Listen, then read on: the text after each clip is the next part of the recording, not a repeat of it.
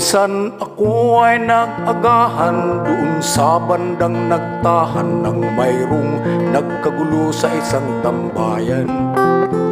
At ang usap-usapan ay tungkol sa isang hold-upan sa isang pampasahirong sasakyan.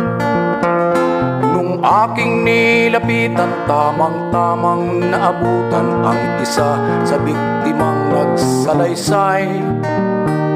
At ang bukang bibig niya umamang nanginginig, salamat daw at siya'y naiwan pang buhay.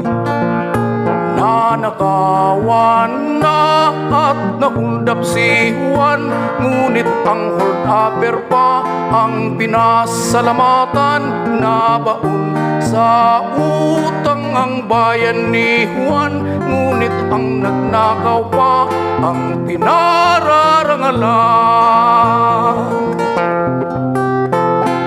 Isang kinsinang kayod ang pinagpawisang sahod ay nahulog sa kamay ng magnanakaw.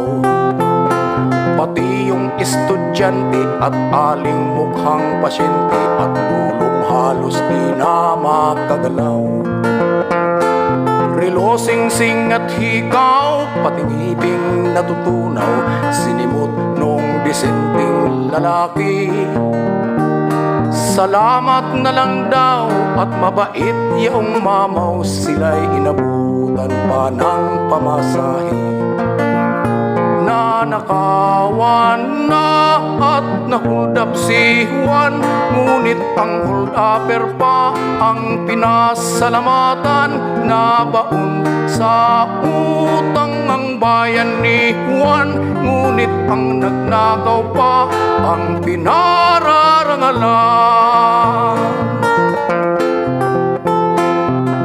Ngunit minsay namukaan nitong kawawang si Juan, ang hold-upper kanya palang kapitbahay.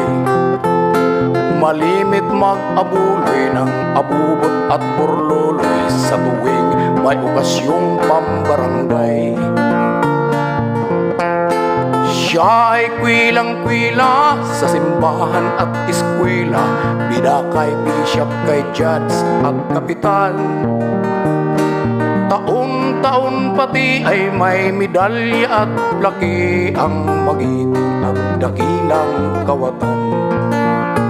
Nanakawan na at nahuldap si Juan, ngunit ang hold-upper pa ang pinasalamatan. Nabaon sa utang ang bayan ni Juan, ngunit ang nagnakaw pa ang pinararangalan.